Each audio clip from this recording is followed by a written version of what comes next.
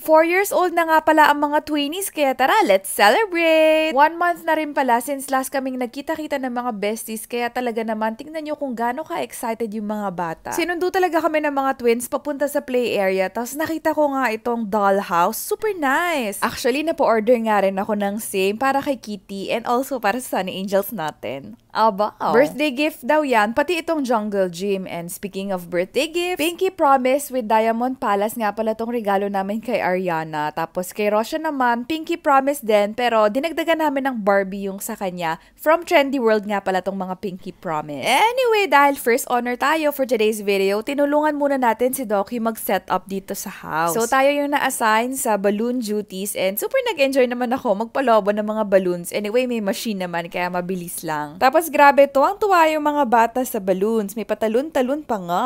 Aba, sakto naman, nung natapos na ako sa balloon, si Doki tapos na rin palang mag-decorate. Happy bida. Nawawala daw kasi yung letter Y, pero gets naman na natin yung meaning nun. Second honor nga pala, sila Mother Eli, Aki, and Daddy Eros. So cute pala ni Aki, tuwang-tuwa siya sa mga fishes. Sinilip ko si Kitty, pinapanap na pala niya yung mga dinosaurs. Aba,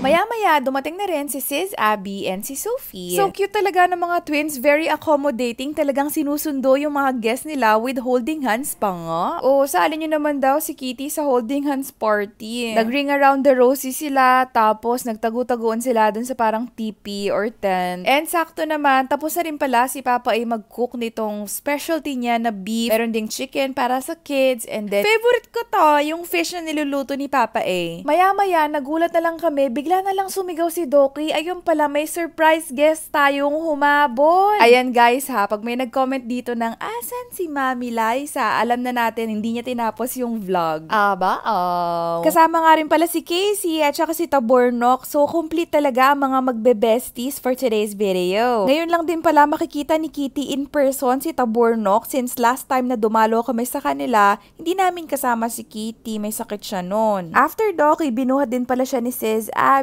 So ayan, baby fever malala na naman kami. Pero may agreement kami niya ni Sis na mauuna muna sila bago kami. Diba Sis? Finally, turn na ng Mother Chinimay magbuhat sa Tabornok. May pagsabunot pa nga.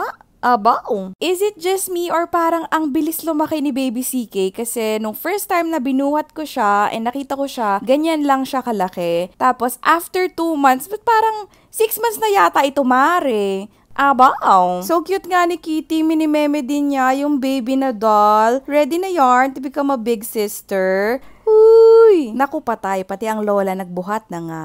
Aba, Sige, Daddy Chan, practice ka muna dyan magbantay ng 2 kids. Gumawa nga pala ng train itong mga baby girls natin. Tapos si Kitty daw kunwari yung driver. So cute. Hinahanap ko nga yung isa pang baby boy. Ayun, busy pala. Kasama nung bago niyang tropa.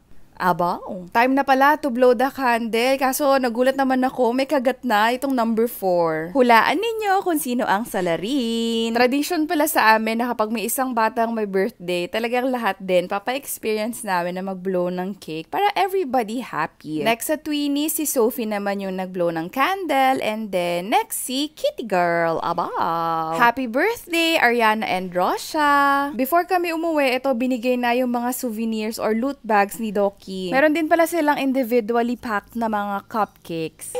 You're welcome. Nagbigay rin pala sila Sophie nitong pasalubong from Hong Kong Disneyland. Tas nakakatawa, ayaw kasing hawakan ni Kitty. Kaya ito si Sophie, talagang sinusundan siya na parang, kunin mo na please, utang na loob naman. You're welcome.